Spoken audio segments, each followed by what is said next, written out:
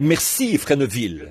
Bonjour, les amis. C'est un plaisir d'être ici aujourd'hui, dans le tabernacle. Je m'étais dit que si j'amenais Fresneville à prêcher ce matin, j'essaierais peut-être de le faire ce soir. Après quoi, je réfléchissais alors à une leçon d'école du dimanche pour ce matin. Et ce que, si le Seigneur le veut, nous essayerons d'avoir cette leçon d'école du dimanche. Maintenant, cela fait 2 semaines déjà, plus ou moins, que je suis revenu. Et j'ai été très nerveux, comme vous l'avez appris. Sur le champ de mission, j'étais vraiment très épuisé, au point que je pouvais à peine continuer. Alors j'ai dû revenir pour me reposer un peu. Et je suis parti 3 jours au barrage de Wolf Creek, dans le Kentucky, dans la région où je suis né. Je pensais, oh, je me sens merveilleusement bien maintenant. Je vais bien. Et quand je suis rentré à la maison, la première petite chose qui m'est tombée dessus a été une sorte d'affaire fiscale. J'ai de nouveau touché le fond. C'est là que je me suis rendu compte qu'il faudrait plus qu'une semaine ou 2 pour me remettre sur pied. En outre, mon ministère est sur le point de changer maintenant. Et je n'ai aucune réunion de prévue. Alors c'est pour cette raison que je me suis retiré un peu et je me suis dit que pour les quelques semaines à venir, je me reposerai tout simplement, d'un repos complet, et que je m'attendrai au Seigneur.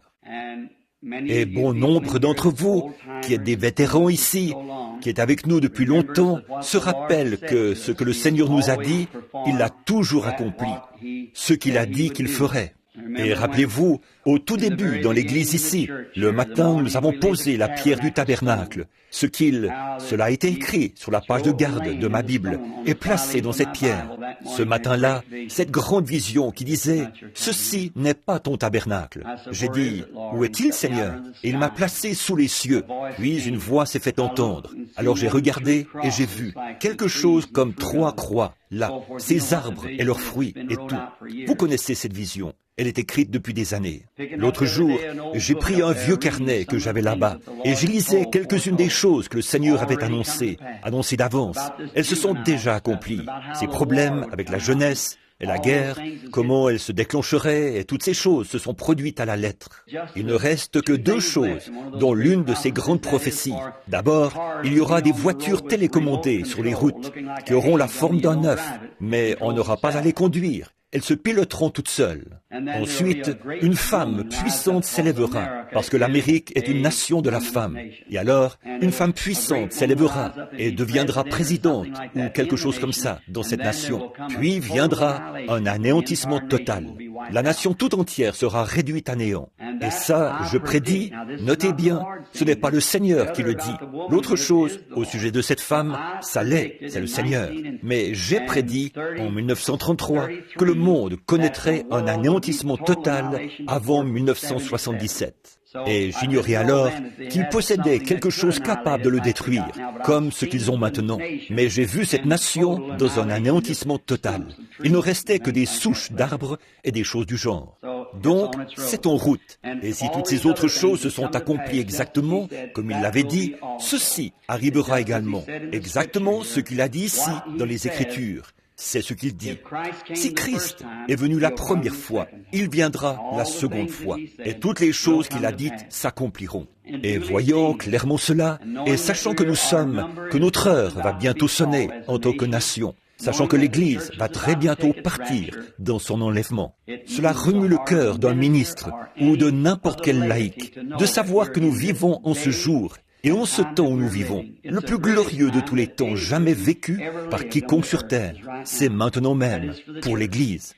Donc, j'ai vraiment besoin de vos prières. D'autre part, j'ai vu que dans le tabernacle, j'ai vu qu'il allait y avoir de nouvelles élections et tout, dans l'Église, pour certains membres du Conseil, et ainsi de suite. Et l'Église a besoin d'une petite réunion. Elle a besoin d'être remuée un peu. Et vous avez toujours été gentil avec moi. Vous avez su me bénir. Ma présence en ce lieu semble avoir été une source de bénédiction pour vous. Et être parmi vous a été une source de bénédiction pour moi. Ça, j'en suis sûr. Et vous avez toujours accepté ce que je disais comme étant la vérité, ce que Dieu me montrait.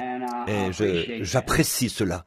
Et donc, je m'y suis mis, je me devais de prendre connaissance des faits pour redresser notre assemblée, ses conseils, et en vue des élections, et ainsi de suite.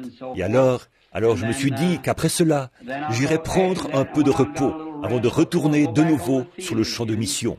Gardez cela pour vous.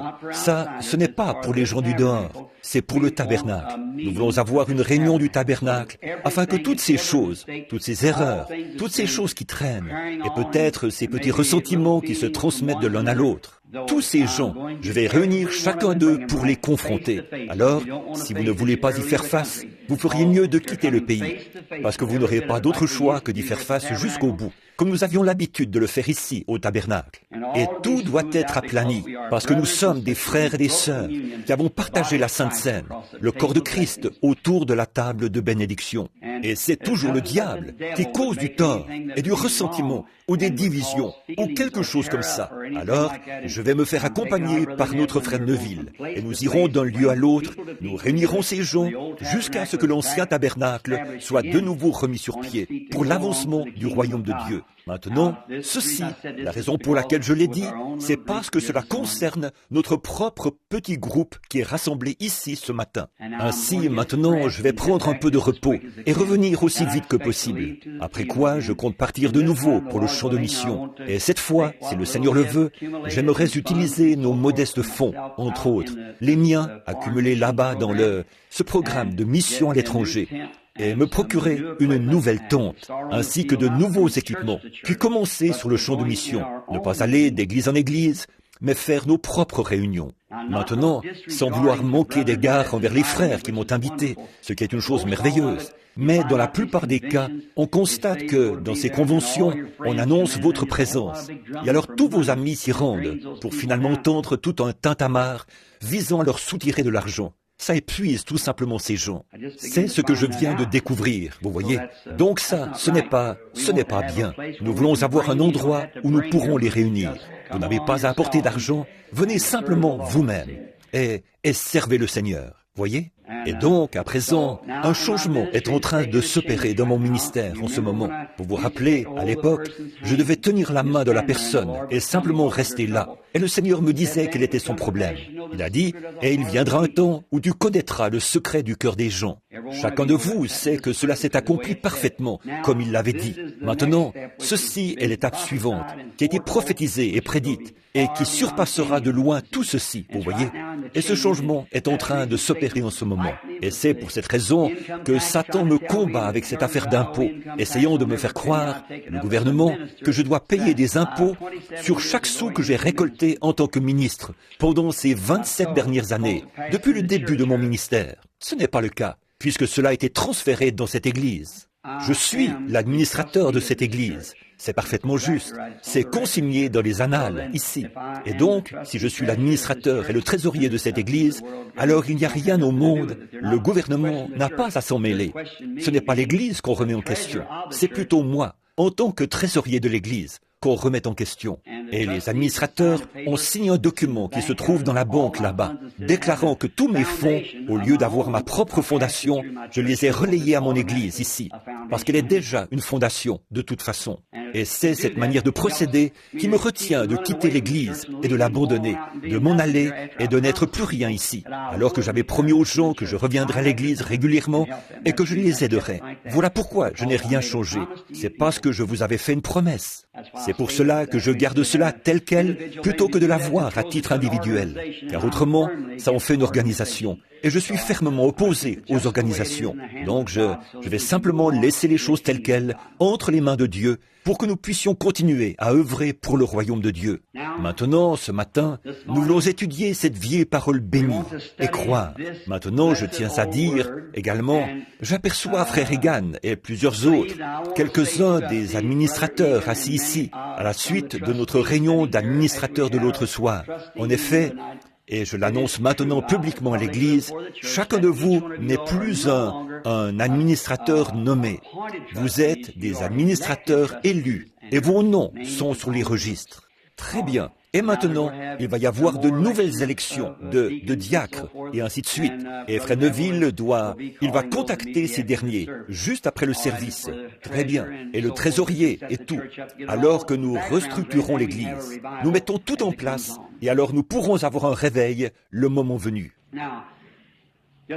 Maintenant, juste avant de revenir à ces pages ici, pour notre leçon d'école du dimanche, à cette merveilleuse parole du Dieu vivant, courbons simplement la tête quelques instants alors que nous nous adressons à l'auteur de ce livre. Et maintenant, rejetez toute pensée, tout ce qui est contraire, qui pourrait vous empêcher d'obtenir une bénédiction.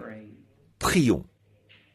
Most holy and righteous God, into thy blessed Dieu très juste et très saint, nous entrons maintenant dans ton auguste présence bénie.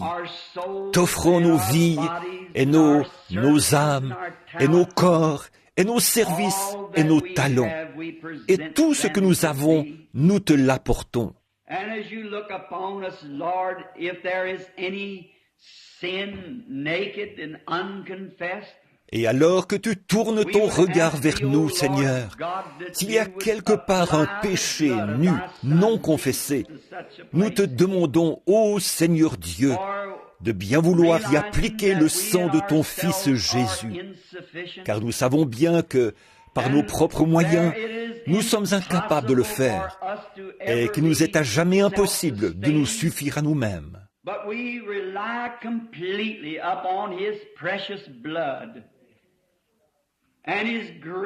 Mais nous comptons entièrement sur son sang précieux et sur sa grâce appliquée pour nous, afin de nous permettre à nous, pécheurs indignes, d'entrer un jour dans ta présence avec assurance, en ayant devant nous ce sang du Seigneur Jésus, lequel, par le passé, tu as agréé comme étant le sang de ton unique Fils engendré, et tu as fait la promesse que, par lui, si nous confessons nos péchés, nous serons justifiés par sa grâce. Et maintenant, nous te demandons, Seigneur, de bien vouloir nous pardonner toute erreur, tout péché par offense ou par omission, toute transgression, et si une quelconque mauvaise pensée a pu percer notre âme, ciblée par les dards enflammés du diable, veuille chasser cet ennemi maléfique, qui est le tien et celui de ton peuple. Et nous te demandons d'envoyer le Saint-Esprit se saisir de la parole, en ce moment où nous nous abandonnons en tant qu'instruments, pour que tu puisses prononcer ta parole à travers nous et l'écouter à travers nous.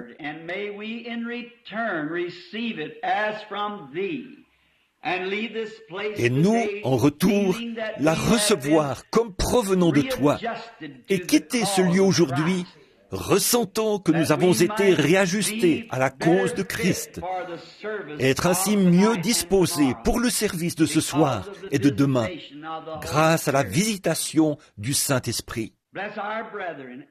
Bénis nos frères partout, les églises à travers le monde, qui brandissent la parole de vie en ce jour mauvais. Nous ressentons qu'il ne nous reste plus beaucoup de temps à travailler, car la nuit approche à grands pas. Les nuages de guerre planent à nouveau. Le mal est tellement proche. Aussi te prions-nous de nous accorder de travailler comme jamais auparavant. Donne du repos à nos corps fatigués, Seigneur. Renvoie-nous ensuite au combat, car nous le demandons au nom du Seigneur Jésus, et c'est par amour pour lui que nous t'adressons cette prière. Amen. As we open this morning the Bible to the 11th chapter of the book of Hebrews. Ouvrons ce matin la Bible au chapitre 11 de l'Épître aux Hébreux. Mercredi soir, nous parlions au chapitre 7 de l'Épître aux Hébreux de Melchisédek, qui était sans père, sans mère, sans commencement de jour ni fin de vie. J'ai pensé que ce matin, il serait peut-être approprié de reprendre ce livre merveilleux Étant donné que nous avons déjà abordé, dans nos lectures précédentes, le contexte de ce que nous voulons apporter,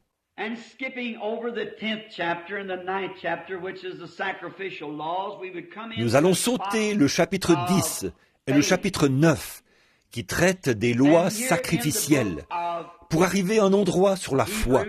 Et ici, dans l'Épître aux Hébreux, au chapitre 11, à partir du verset 23, nous lisons ceci. Par la foi, Moïse étant né, fut caché 3 mois par ses parents, parce qu'ils virent que l'enfant était beau, et ils ne craignirent pas l'ordonnance du roi.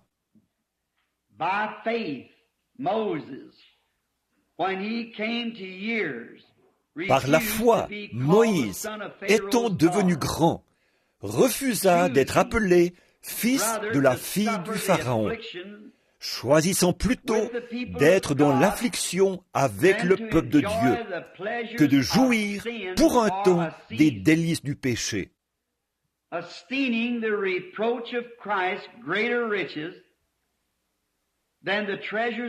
Estimant l'opprobre du Christ un plus grand trésor que les richesses de l'Égypte, et il regarda à la rémunération. Par la foi, il quitta l'Égypte, ne craignant pas la colère du roi, car il tint ferme, comme voyant celui qui est invisible.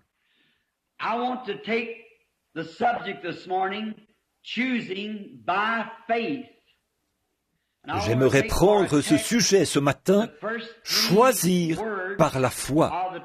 Et je voudrais prendre pour thème les 3 premiers mots du chapitre 23. Par la foi, Moïse. Choisir par la foi. Dans presque tout ce que nous faisons, nous devons choisir par la foi. Et nous constatons que tout ce que Moïse a fait, qui mérite d'être répété, a été fait par la foi. Pas par la vue, mais par la foi. Et la raison pour laquelle j'ai décidé de parler de cela ce matin, pour l'Église dans cet état, c'est parce que dans nos écoles et autour, nous avons reçu énormément d'enseignements scientifiques. À cause de cela, nous avons éloigné les gens de la foi.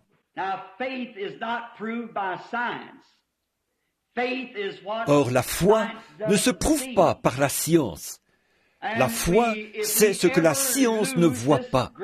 Et nous, si jamais nous perdons cette merveilleuse foi, alors nous serons dans l'obscurité totale.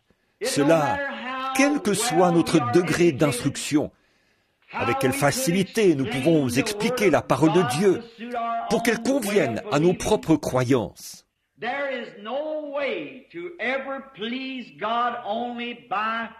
Il n'existe aucun autre moyen de plaire à Dieu, si ce n'est par la foi. Les Écritures le stipulent clairement de cette manière. C'est par la foi. Et sans la foi, disent les Écritures, il est impossible de plaire à Dieu. Donc, si la foi est en désaccord avec la science, et que la science est en désaccord avec la foi, cela les oppose fortement l'une à l'autre. Alors, nous devons faire un choix, comme Moïse l'a fait. Par la foi, nous croyons.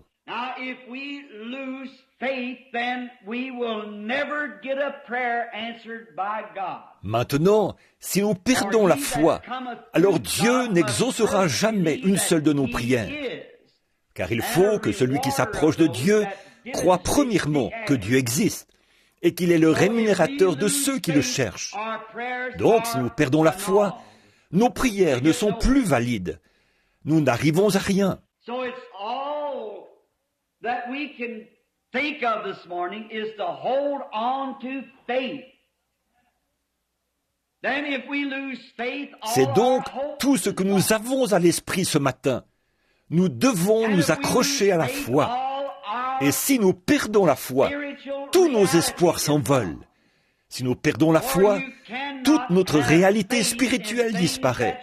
En effet, On ne peut pas avoir foi dans les choses que l'on voit, car tout ce que l'on voit est périssable. If we look at some great person, a great minister, or a great congregation, they will all Si nous perish regardons un someday. grand personnage, un grand ministre ou à une grande assemblée, ils périront tous un jour.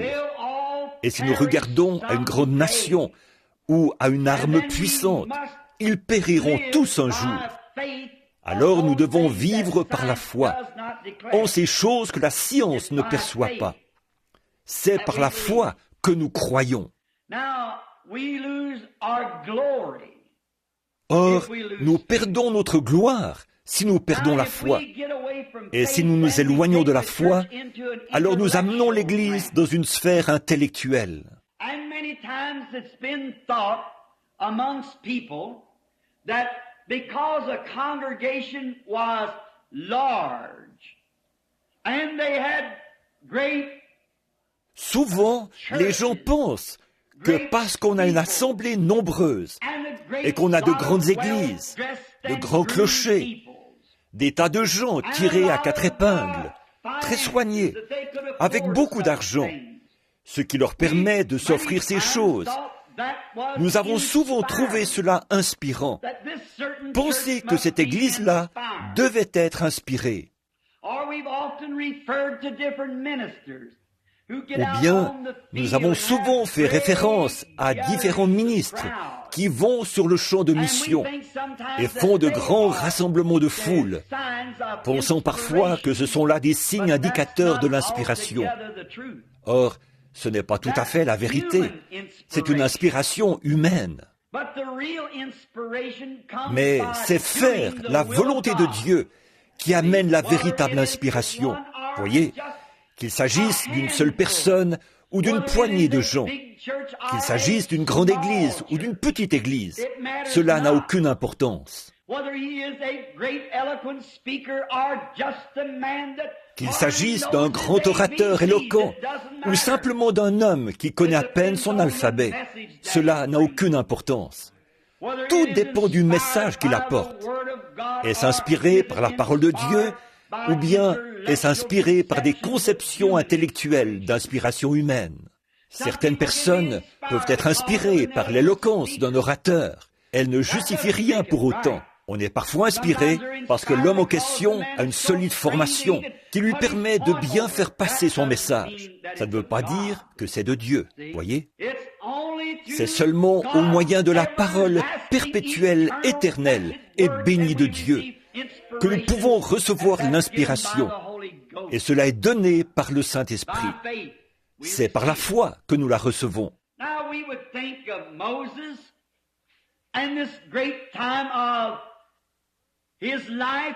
Maintenant, pensons à Moïse et à ce moment important de sa vie.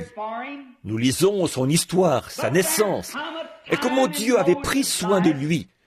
Mais un moment est venu dans la vie de Moïse où il a dû faire un choix.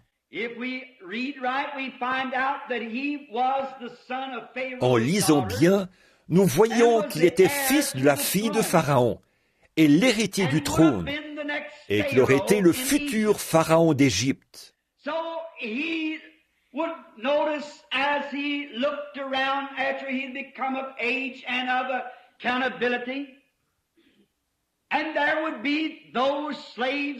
Alors, lorsqu'il a grandi et qu'il était en âge de répondre de ses actes, il a remarqué, en regardant autour de lui, qu'il y avait ces esclaves qui travaillaient dans les fosses de bitume. Et Moïse regardait, par les fenêtres du palais, les mêmes esclaves que Pharaon voyait. Mais ô combien différente était sa manière de les voir. J'aimerais baser notre réflexion là-dessus ce matin, pendant quelques minutes, et que le Dieu du ciel place ceci dans chaque cœur en ce lieu. C'est votre manière de voir les choses qui fait la différence. Le grand évangéliste John Sproul, qui avait été converti sous le ministère de frère Bosworth. Bon nombre d'entre vous se souviennent de lui, la vieille grange de la gloire, il y a des années de ça. Il a dit qu'un jour, il avait fait un voyage avant le décès de sa bien-aimée compagne et femme. Ils étaient à La Salle, Lorraine, en France. Et j'ai eu le privilège de visiter ce même lieu. Et le guide leur faisait visiter les jardins, leur montrait différentes choses. Et ils sont arrivés près d'une statue du Seigneur Jésus, de sa crucifixion.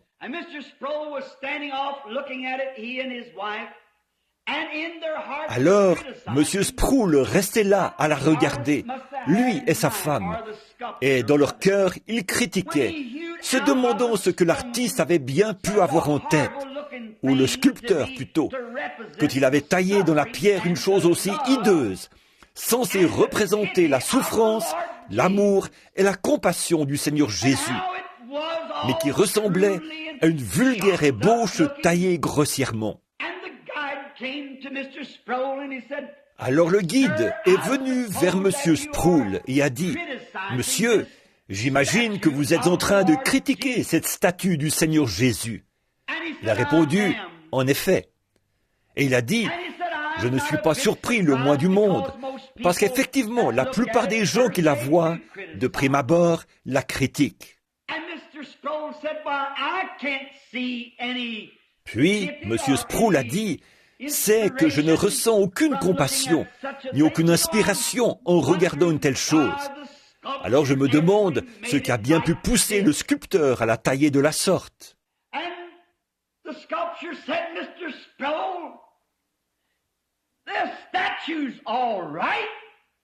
Et le sculpteur, il a dit, « Monsieur Sproul, cette statue est très bien. » Et le sculpteur avait la chose juste dans sa pensée. Le problème, par contre, c'est vous. C'est votre manière de la regarder. Alors, il les a pris par la main, lui et sa femme, pour les conduire vers un autel, là, au pied de cette croix. Et il a dit, « À présent, Monsieur Sproul, regardez vers le haut maintenant. » Et lorsqu'il a levé les yeux, il a dit que son cœur a failli lâcher. Comme c'était différent. Rester là, à la regarder sous cet angle-là, ensuite venir s'agenouiller et la regarder de la manière dont elle a été conçue pour être regardée. Et c'est pareil avec Dieu. C'est pareil avec la foi. Tout dépend de votre manière de regarder la chose.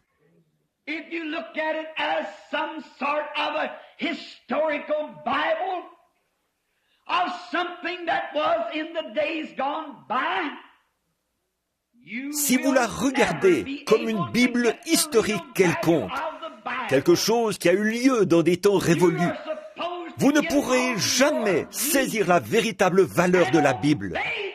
Vous devez vous agenouiller et obéir au commandement de cette Bible et la regarder avec les yeux du Saint-Esprit. J'aimerais demander à cet auditoire ce matin, quel bien un Dieu historique peut-il nous procurer s'il n'est pas le même Dieu aujourd'hui? Quel bien un Dieu qui s'est servi de Moïse pour accomplir les miracles qu'il a fait avec lui?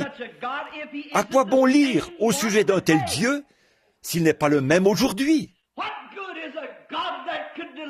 À quoi sert un Dieu qui a pu délivrer les enfants hébreux de la fournaise ardente s'il n'est pas le même Dieu aujourd'hui? À quoi sert un Dieu qui, dans le passé, jugeait le bien et le mal, punissait les mauvais et bénissait les justes, s'il n'est pas le même Dieu aujourd'hui? Pourquoi allons-nous à l'église? Pourquoi nous abstenons-nous des choses du monde s'il n'est pas le même Dieu qui juge de la même manière et qui a la même opinion qu'il a toujours eue? À quoi sert un Dieu qui a pu toucher la main d'une femme ayant une forte fièvre et ainsi stopper cette fièvre s'il n'est pas le même Dieu aujourd'hui? À quoi bon servir un Dieu qui a pu faire sortir de la tombe son ami, qui était mort depuis 4 jours, s'il n'est pas le même Dieu aujourd'hui? Par la foi, nous croyons qu'un jour glorieux, il nous fera sortir de la terre, combien même nous serions redevenus une cuillerée de cendre. Comment le prouver? Nous ne le prouvons pas, nous le croyons. Il ne nous est pas demandé de prouver quoi que ce soit, il nous est demandé de le croire.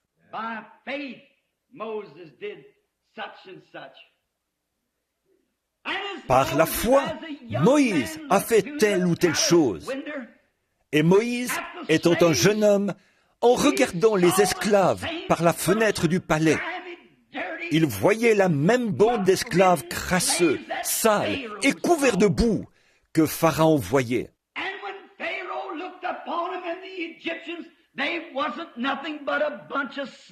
Et lorsque Pharaon les regardait, et les Égyptiens, ils n'étaient rien de plus qu'une bande d'esclaves. C'est tout ce à quoi ils servaient, à être de simples machines humaines pour tripoter la boue, pour faire des briques de boue, pour le compte des cités que Pharaon bâtissait. Telle était la manière dont les Égyptiens et Pharaon regardaient les esclaves. When he looked at them, it was a different look Moses had. When he seen passing by the window, the great ditches in their face. Mais Moïse, lui, quand il les regardait, c'était d'un regard différent. Quand il les voyait par la fenêtre, les visages si creux, les larmes qui ruisselaient sur leurs joues, et leur corps courbé. En les regardant, il voyait le peuple de Dieu. Il ne les voyait pas comme des esclaves. Il les voyait comme le peuple choisi de Dieu. Et, alors que je vais d'un pays à l'autre et d'une nation à l'autre, prêchant, depuis que j'ai quitté ce petit tabernacle, une institution interdénominationnelle, où on n'a aucune autre loi que l'amour, aucun autre livre que la Bible, aucun autre credo que Christ. J'ai cherché à regarder les enfants de Dieu et les rejeter comme étant le peuple choisi et élu de Dieu.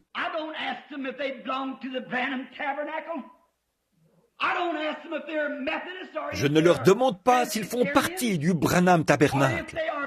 Je ne leur demande pas s'ils sont méthodistes, ou s'ils sont presbytériens, ou s'ils sont pentecôtistes, ou nazaréens, ou pèlerins de la sainteté. Je veux simplement les voir comme le peuple de Dieu.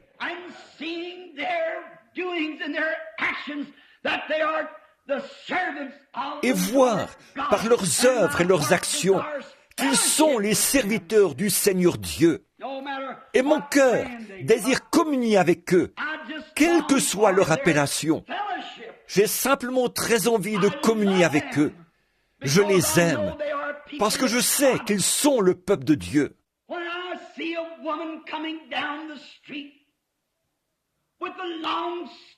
Quand je vois une femme qui descend la rue, vêtue d'une longue jupe, les cheveux coiffés soigneusement dans son dos, et portant une robe d'apparence décente, et que je vois une autre jeune femme, peut-être du même âge, portant un petit short, celle-ci aura beau être, au regard du monde, 2 fois plus jolie que la femme à la longue chevelure. Mais je prendrai parti pour la jeune fille qui est habillée comme une chrétienne. Même si on se moque d'elle et qu'on la traite de fanatique, je prendrai quand même son parti. Il se peut qu'elle ne soit pas aussi jolie que l'autre jeune fille, d'apparence, mais elle voit quelque chose.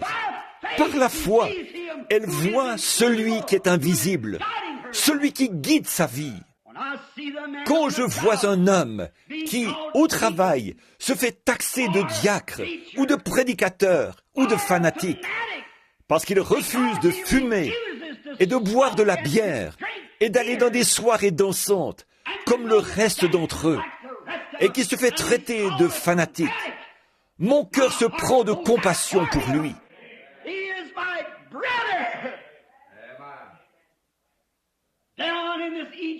Il est mon frère, ici, sur le sol égyptien, Et c'est ce qui crée dans notre cœur le désir de l'étreindre et de dire, frère, nous sommes des pèlerins et des étrangers dans ce pays. Il me tarde de communier avec toi.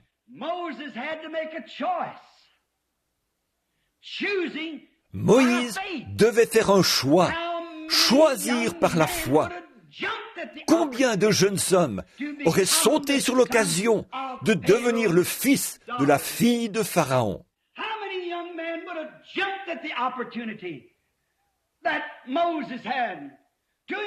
Combien de jeunes hommes auraient sauté sur l'occasion que Moïse a eue de jouir de tous les plaisirs et du prestige du monde, de devenir roi d'Égypte, d'avoir le monde entier à ses pieds?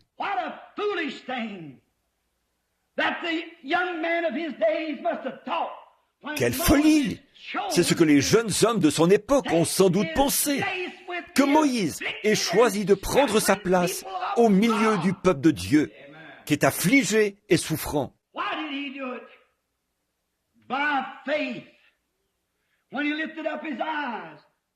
Pourquoi l'a-t-il fait? Par la foi, en levant les yeux, il a regardé au-delà du prestige de ce monde. Il a regardé au-delà des plaisirs du péché. Et la Bible dit qu'il a tenu ferme, comme voyant celui qui est invisible. Et par la foi, il a fait le choix de servir ce Dieu, quoi qu'il advienne.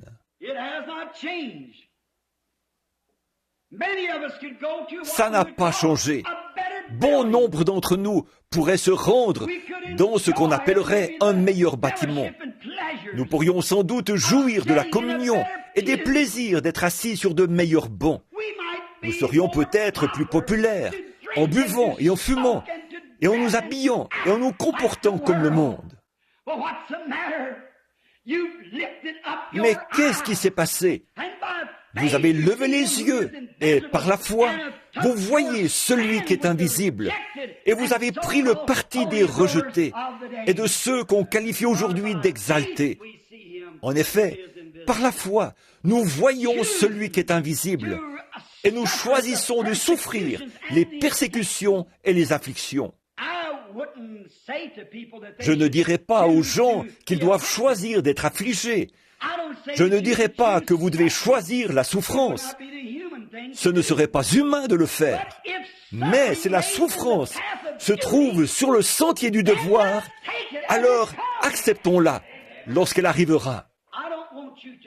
Je ne veux pas que vous fassiez quelque chose qui amènerait quelqu'un à se moquer de vous. Je ne voudrais pas que vous disiez toutes sortes de choses, que je fais partie d'une église qui ne croit pas en telle ou telle chose du monde. Et ce genre de choses, juste pour amener les gens à se moquer de vous. Vous provoquez cela. Je ne vous demande pas de sortir ici et de faire toutes sortes de choses, quelque chose de radical. Je ne voudrais pas que vous fassiez cela, afin d'amener quelqu'un à vous traiter de fanatique. Vous provoquez cela. Mais si cela se trouve sur le sentier de votre devoir envers Dieu, laissez le monde dire ce qu'il veut. Continuez de vivre. Faites un choix. Chaque homme et chaque femme doit le faire. Et si Pharaon avait pu voir ce que Moïse avait vu, il avait vu les souffrances du peuple. Il savait quel était le prix à payer. Mais par la foi, il a choisi cela plutôt que de jouir des plaisirs du péché. Il y a peut-être des jeunes filles assises ici, de séduisantes jeunes femmes. Le monde aimerait vous dire, fais ceci et cela, tu es belle, ton corps est si joliment formé, tu devrais l'exposer.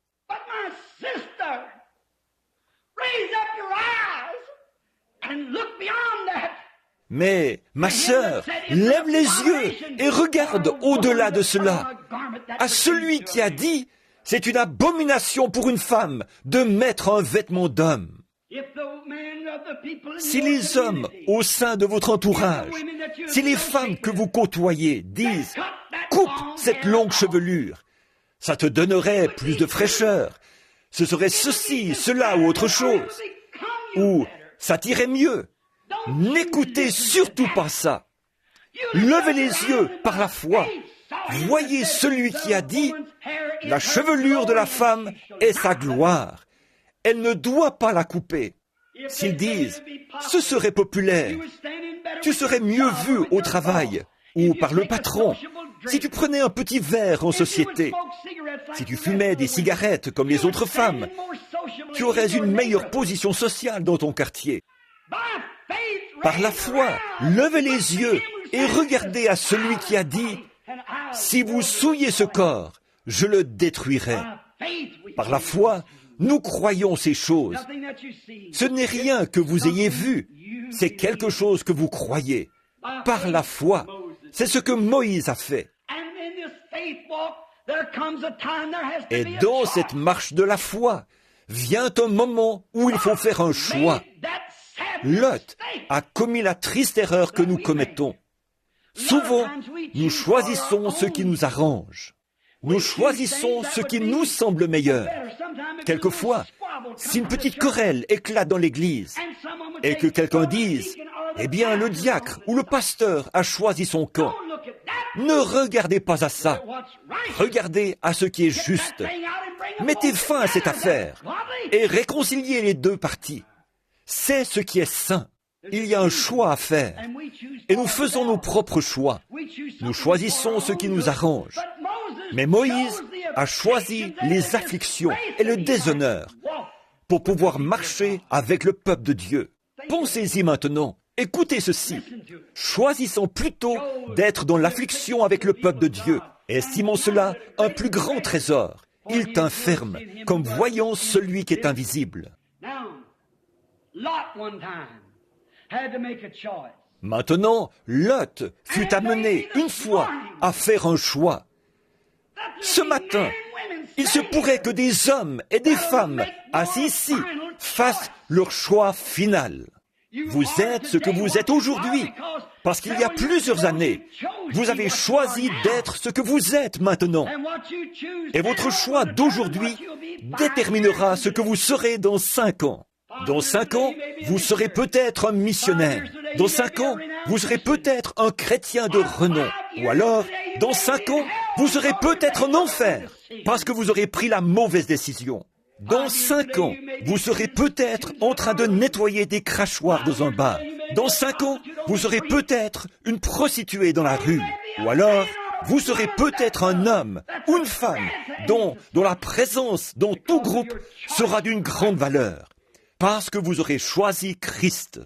Dans 5 ans, vous serez peut-être dans la gloire, parti dans l'enlèvement, parce que vous aurez fait votre choix aujourd'hui. Mais vous devez choisir. Ne regardez pas ce que vous voyez. Choisissez ce que vous voyez par la foi. Voilà la seule chose qui comptera, ce que vous aurez choisi par la foi. Lot devait faire un choix. Abraham a laissé à Lot le choix. Et Dieu vous laisse le choix. Choisissez aujourd'hui qui vous voulez servir. Dans le jardin d'Éden, il y avait un arbre de la connaissance et un arbre de vie. L'homme avait le privilège de choisir l'un ou l'autre selon son désir. Et il en est de même aujourd'hui. Par votre libre arbitre, vous avez le privilège de choisir ce que vous voulez. Voici le conseil que je vous donne. Ne regardez pas aux choses modernes qui vous entourent, à la popularité et au prestige, à ce que vous pourriez être. Mais choisissez plutôt par la foi celui qui a promis qu'il viendra un jour et qu'il réparera toute injustice, vous donnera la vie éternelle et vous ressuscitera. Même si vous devez prendre le chemin méprisé avec le petit nombre de ceux qui appartiennent au Seigneur, faites ce choix. Qu'on ait des problèmes sur les bras, qu'on ait des problèmes dans le pays, qu'on ait des problèmes dans l'église, qu'on ait des problèmes dans le foyer, où que ce soit, faites votre choix. Par la foi, je servirai Dieu. J'humilierai mon cœur en sa présence. Je prendrai le chemin avec les enfants de Dieu. Bien que je les voie méprisés, rejetés, chassés, raillés, je serai toujours à mon poste. Je resterai à leur côté. Quand ils pleureront, je pleurerai avec eux. Quand il y aura du chagrin, je partagerai leur chagrin. Leur mode de vie sera le mien. comme Naomi l'a dit, plutôt comme Ruth l'a dit à Naomi. Tes voies seront mes voies seront tes voies. Où tu demeureras, je demeurerai. Où tu iras, j'irai. Le Dieu que tu sers sera mon Dieu. Faites ce choix-là, même si ça arrache la pelure de votre propre conscience, qui vous fait croire que vous êtes quelqu'un. Débarrassez-vous de cette pelure et prenez le chemin du petit nombre des méprisés qui appartiennent au Seigneur. Demeurez loyaux sur le champ du travail et à votre poste. Lot a regardé autour de lui. Il a dit, j'ai le choix. Puis il a regardé vers Sodome. Il a vu que ces beaux champs verdoyants, c'était mieux que ce qu'Abraham avait vu, mieux que le lieu où demeurait Abraham. Il a vu la possibilité qui s'offrait à lui de faire paître ses troupeaux, d'avoir un bétail bien gras et meilleur. J'espère ne vexer personne, mais telle a été la position de trop de prédicateurs. Faire des compromis sur l'Évangile, pensant en tirer plus d'argent. Un gagne-pain. J'aimerais mieux vivre sur une terre desséchée, me nourrir, boire au ruisseau et me nourrir de crackers, plutôt que de faire un compromis sur ma conviction, ma foi en la parole du Dieu vivant. Je prendrai ce chemin. Certains ont dit, « Billy, ce qui ne va pas avec tes réunions, c'est qu'on y trouve trop de pentecôtistes. » C'est ce que disait un grand ministre d'une dénomination. Je lui ai dit, « Est-ce que ta dénomination parrainera mes réunions ?» Il n'y a pas longtemps, un article paraissait dans le magazine Look, je crois. Et celui qui l'avait rédigé, il disait, en parlant des pentecôtistes, il disait, « L'église pentecôtiste est l'église qui connaît la croissance mondiale la plus rapide aujourd'hui. » Pourquoi ? C'est parce que des hommes et des femmes ont levé les yeux et ont regardé au loin.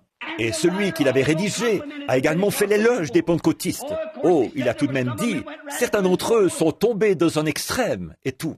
Mais les méthodistes adorent un credo. Ils adorent Dieu selon un credo. Les baptistes en font de même, ainsi que les presbytériens. Mais le pentecôtiste adore selon sa Bible. Par la foi, nous voyons la promesse. Je me joindrai à eux, peu importe à quel point ils sont méprisés. Je suis quand même l'un d'entre eux. Même s'ils sont raillés et qu'ils ont des hauts et des bas comme Israël en a eu, jamais je ne voudrais me tenir sur le flanc de la colline, aux côtés du faux prophète, d'un Balaam, essayer de maudire ce que Dieu a béni. Parce que dans ce camp, il y a un rocher frappé, un sacrifice sanglant et une colonne de feu. Peu importe leur situation, c'est ce qui les mènera à la victoire. Et ils y arriveront inévitablement, puisqu'ils sont le peuple de la promesse, qui marche par la foi. Or, ils n'étaient pas une dénomination. Ils erraient ça et là. Et c'est pareil pour le peuple de Dieu. Et je veux prendre ce chemin avec eux, rejoindre leur rang, me joindre non pas à leur dénomination, mais à leur communion autour des éléments de l'Esprit éternel de Dieu.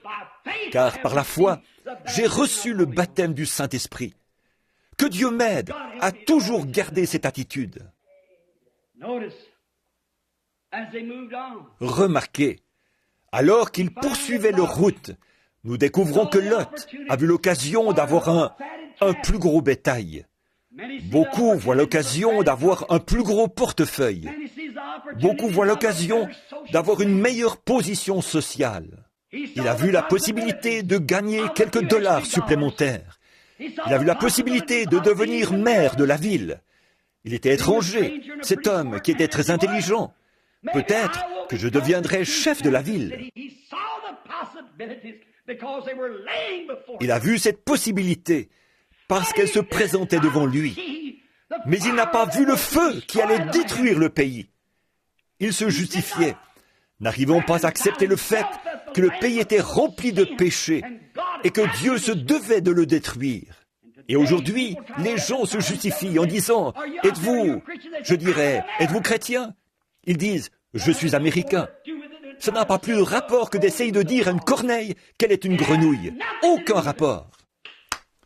Elle sera détruite parce que Dieu est juste Et si l'Amérique s'en tire avec ses péchés, le Dieu saint, juste et souverain sera tenu de ressusciter Sodome et Gomorrhe et de leur présenter des excuses pour les avoir brûlés à cause de leurs péchés, s'il nous laisse nous en tirer avec ça.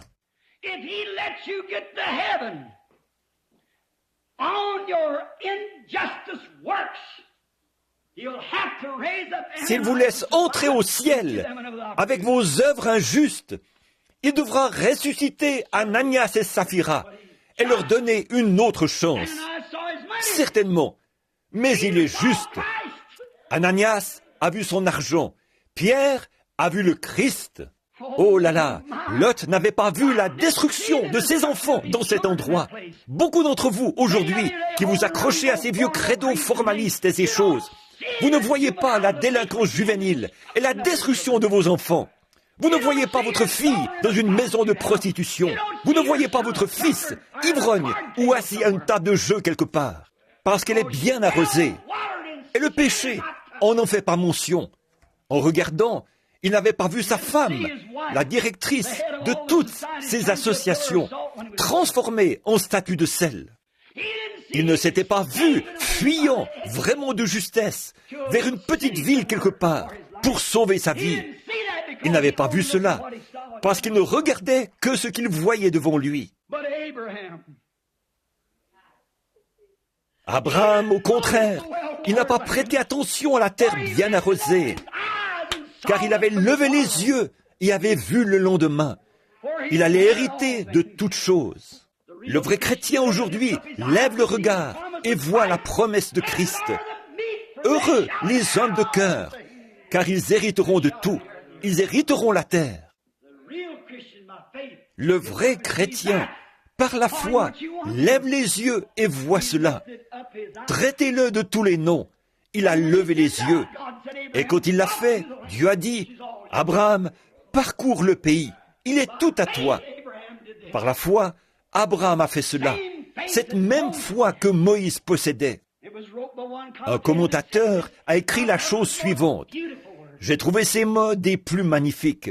Que Moïse avait pris le meilleur du monde et l'avait mis sur l'un des plateaux d'une balance. Et le pire de la religion, il l'avait mis sur l'autre plateau de la balance. Et le pire de la religion avait plus de poids que le meilleur du monde. C'est pareil aujourd'hui, car si on nous traite de tous les noms, fanatiques, guérisseurs divins, exaltés, ou quel que soit le nom qu'on nous donne, le pire que nous soyons aura plus de poids que le meilleur que le monde puisse offrir. On a beau les traiter de vieux jeux, vieux schnock, fanatiques, cela aura plus de poids que la meilleure chose que le diable puisse vous offrir. Très certainement. Moïse a estimé l'opprobre du Christ. Il avait vu le Christ d'avance. Plus tard, il a prononcé des paroles très inspirantes à son sujet. Voyez, l'Éternel votre Dieu suscitera un prophète comme moi. Il savait, il l'avait vu d'avance, et il a estimé son opprobre un plus grand trésor que tout le prestige du monde. Ami chrétien, ne peux-tu pas faire cela aujourd'hui? Et devant tout le prestige et toute la popularité du monde, par la foi, nous voyons celui qui a fait la promesse. Et la pire condition de l'Église aujourd'hui, toute sa situation actuelle, aura pourtant plus de poids que tout ce que le diable peut vous offrir. Combien même nous serions divisés, combien même nous serions taillés en pièces, combien même nous serions dans la confusion et la discorde, dans les dénominations et dans le fanatisme, ça aura plus de poids que tout ce que le diable peut vous offrir, assurément. Il a estimé l'opprobre du Christ un plus grand trésor que toutes les richesses de l'Égypte. Il se devait alors de faire quelque chose. Il a quitté l'Égypte. Oh, j'aime ce mot. Il a quitté l'Égypte. Voyez, il regardait par la même fenêtre, mais d'un regard différent de celui de Pharaon. Que se serait-il passé si Pharaon avait pu voir sa fin? Que se serait-il passé si Pharaon avait vu sa nation noyée? Moïse avait vu cela. Comment? Par la science? Par la foi. Moïse l'avait vu. Tout ce qu'il a fait, c'était par la foi. Parce que Dieu avait promis à Abraham son père qu'il visiterait cette nation après 400 ans et qu'il les ferait sortir. Et par la foi, Moïse a cru la parole que Dieu avait prononcée. Et il a reconnu, par la foi, être le conducteur choisi pour les faire sortir. Il connaissait sa position. Il a pris sa place dans les fosses de bitume comme tripoteur de boue. Il a considéré l'opprobre du Christ comme un plus grand trésor que de s'asseoir sur le trône d'Égypte. Il n'a jamais dit « je compatis ». Il a pris leur place. Il est parti avec eux. Gloire à... Il a pris leur place. Nous sommes partis avec eux. Pas étonnant que cet écrivain inspiré ait dit « Je prendrai le chemin avec le petit nombre des méprisés qui appartiennent au Seigneur. J'ai commencé avec Jésus et j'irai jusqu'au bout. Je suis en route pour Canaan. » Ça, c'est sûr.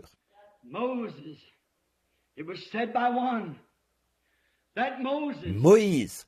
Quelqu'un a dit de Moïse qu'il avait préféré, lui qui aurait pu être fils de Pharaon et jouir du prestige du monde. Il avait préféré être fils d'Abraham plutôt que d'être fils de Pharaon. Fils d'Abraham, le méprisé, plutôt que fils de Pharaon, le roi. Je préférais être fils du Seigneur Jésus, être son compagnon de service, prendre ma place au milieu des rejetés de ce monde, plutôt que d'être président de ces magnifiques États-Unis d'Amérique, ou que d'être un Elvis Presley, un Pat Boone, ou qui vous voudrez. Je prendrai ce chemin. Les jeunes filles doivent prendre ce chemin, plutôt que d'être une Mary Pickford, une grande vedette de cinéma, ou une pin-up. Prenez le chemin avec le petit nombre des méprisés qui appartiennent au Seigneur. Je préférais être un prédicateur derrière la chair, prêchant les richesses insondables de Christ, plutôt que d'être une vedette de cinéma hollywoodienne ou la plus grande personnalité du monde, quitte à devoir me contenter d'une maigre pitance, à devoir mendier ou quoi que ce soit d'autre. Je prendrai le chemin avec le peuple du Seigneur. Par la foi, c'est ce que je fais. Des occasions se sont présentées à moi, mais par la grâce de Dieu, je vois toujours par la foi. Par la foi, je peux voir au loin. Et notre Père attend de l'autre côté du chemin pour nous préparer une demeure là-bas. Un percepteur d'impôts a dit l'autre jour, « Pourquoi avoir donné votre maison à cette église-là?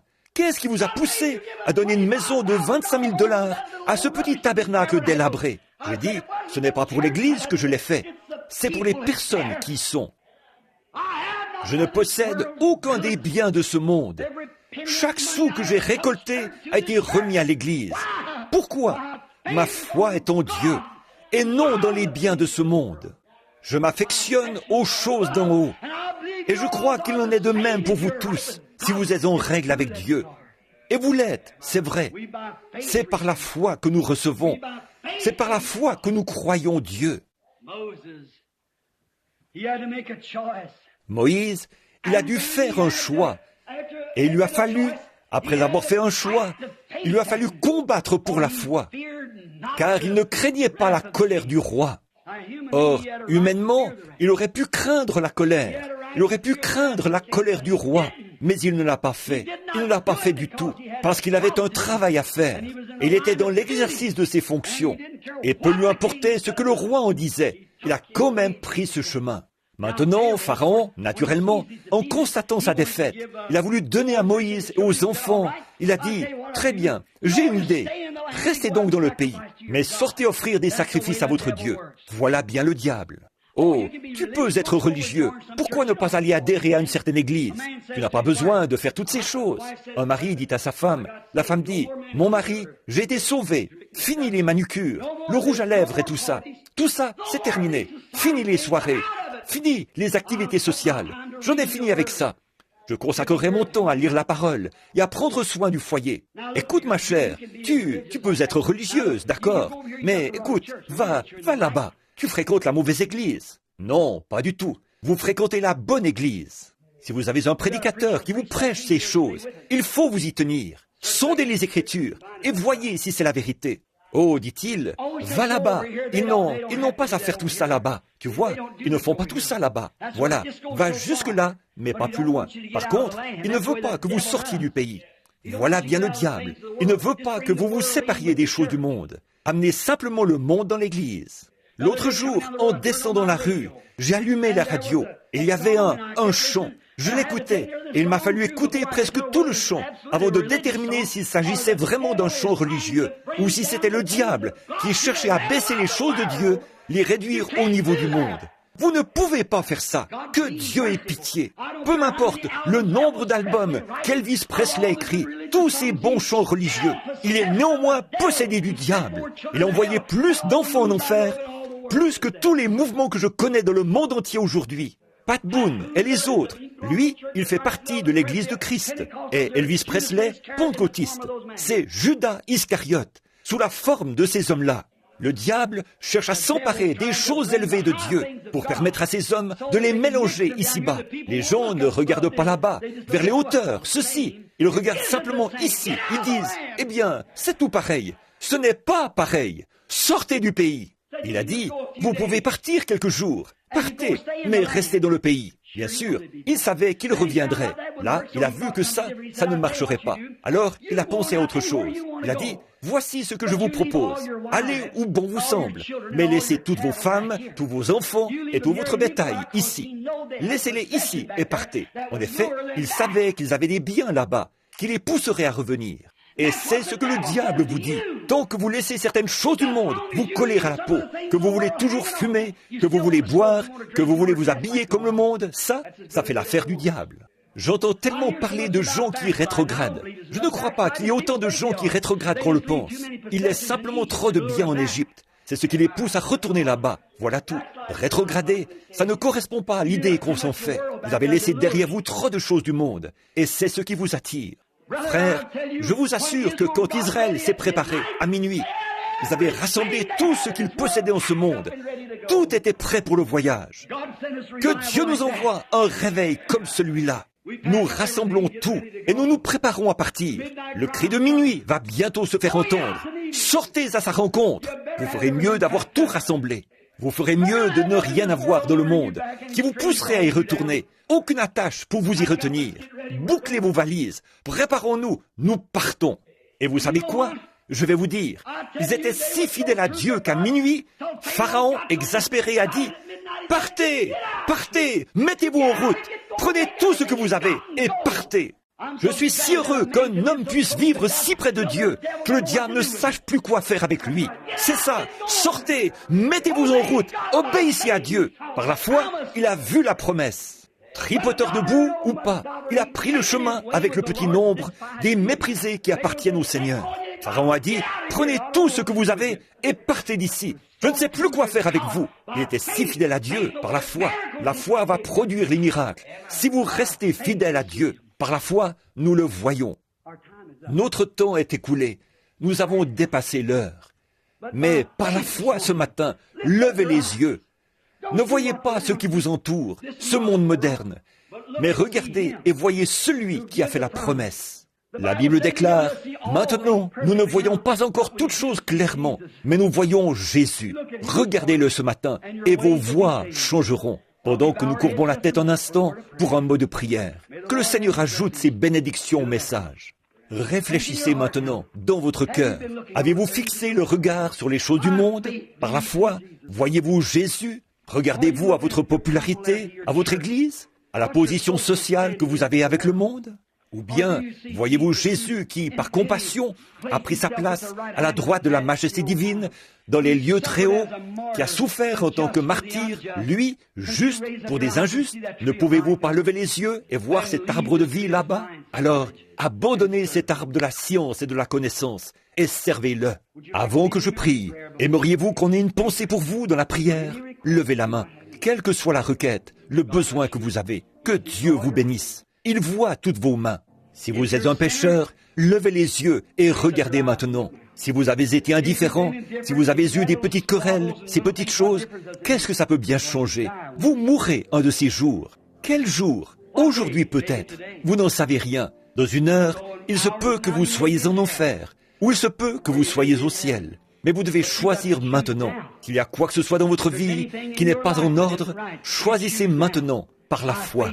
Vous dites, eh bien, si seulement je pouvais me venger d'elle, si seulement je pouvais me venger de lui, quoi qu'ils aient fait, vous choisissez la vie, choisissez la vie. En effet, Jésus a dit, si dans votre cœur, vous ne pardonnez pas à chacun ses offenses, votre Père Céleste ne vous pardonnera pas non plus. Alors, arrivez-en là. S'il y a la moindre chose dans votre cœur contre qui que ce soit, pécheur ou saint, vous risquez le feu de l'enfer.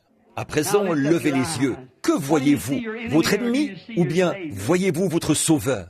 Que regardez-vous ce matin?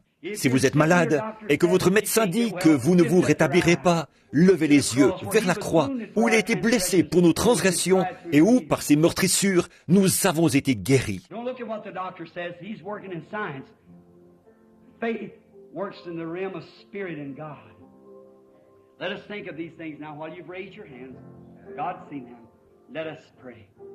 Ne regardez pas à ce que le médecin dit. Il œuvre dans la science. La foi œuvre dans la sphère de l'esprit et de Dieu. Pensons à ces choses maintenant, pendant que vous avez les mains levées. Dieu les a vues. Prions. Oh, eternal God, in the quietness of this worship, Ô Dieu éternel, dans le calme de cette adoration maintenant, après que le message a été apporté, ne permets pas que ces semences de ta parole, Seigneur, tombent dans un endroit pierreux. Ne permets pas, Seigneur, que le message tombe parmi les ronces, les épines, que les soucis de la vie, comme pour Lot, puissent l'étouffer, et qu'à la fin, on soit rejeté. Mais, ô Dieu béni, permets qu'il tombe dans de bonnes terres fertiles, sur des cœurs repentis, et sur le mien aussi, Seigneur, afin que nous puissions tous regarder dans le miroir de Dieu et voir l'Église du Seigneur Jésus rejetée, le peuple rejeté, le chemin rejeté, et que nous marchions sur ce chemin glorieux. Tout comme Moïse, qui ne savait pas où il allait. Les gens ne savaient pas où ils allaient. Ils ne savaient pas quelle direction prendre. Ils ont simplement pris le départ. Et, ô Seigneur Dieu, pendant qu'on joue ce beau cantique, par la foi, nous voyons ce pays au loin. Qu'en cet instant, les hommes et les femmes présents en ce lieu ne se demandent pas ce que le monde dira, ni comment ils partiront. Qu'ils s'élèvent simplement en esprit et qu'ils partent.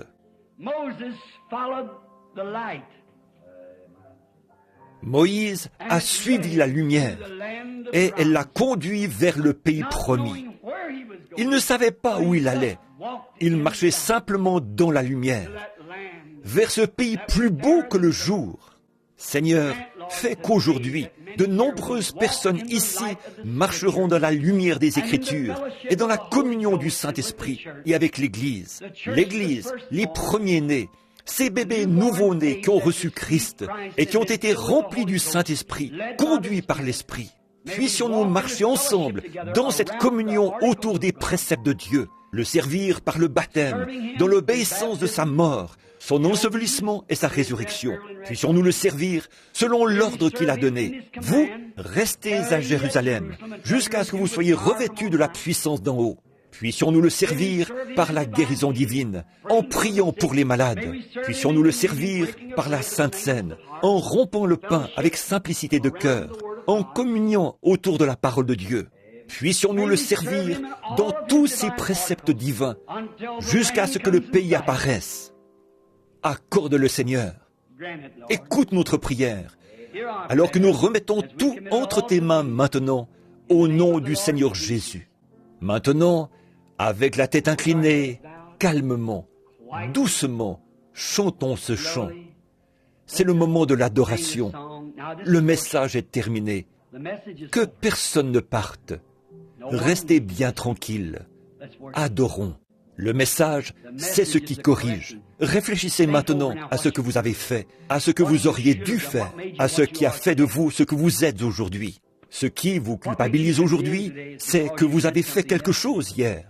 Qu'en sera-t-il de demain? Mettez-vous en règle aujourd'hui, et demain, vous serez libre. Voyez? Il faut faire un choix. Comment le faire? Par la foi. Maintenant, je laisse tomber tout ça. Maintenant, je laisse tomber. Et un jour, je partirai là-bas. Dans le doux, au-delà, nous verrons sur ce beau. Adorez simplement le Seigneur en esprit maintenant. Dans le doux, au-delà, nous reverrons cette église des méprisés. Dur voyage, mais nous nous reverrons un jour. À notre généreux Père céleste,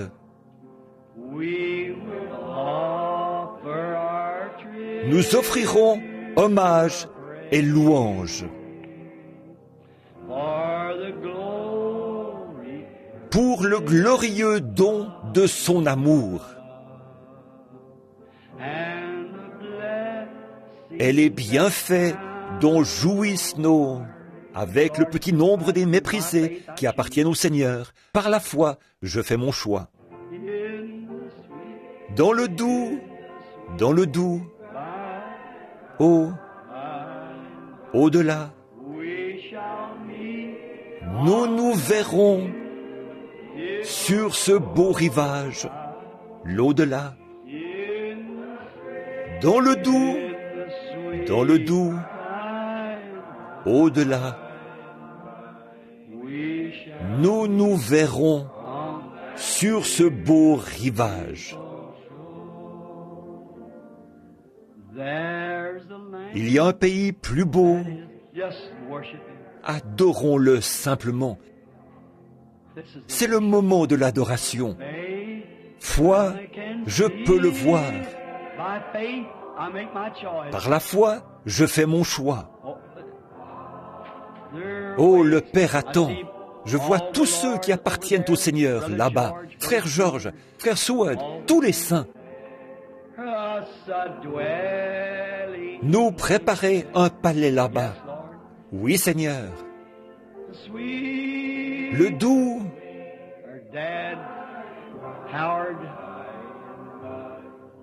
son père, Howard, Edward, tous ses amis consacrés qui ont pris le chemin là-bas il y a longtemps. Dans le doux, oui, Seigneur. Au-delà, nous verrons sur ce beau rivage.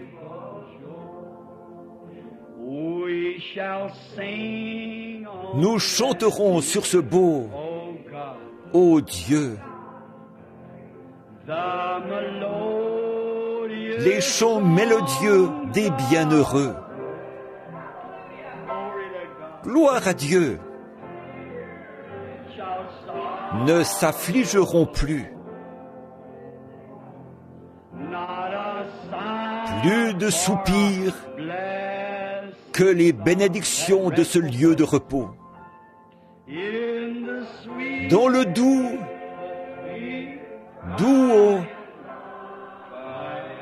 au-delà, nous verrons sur ce beau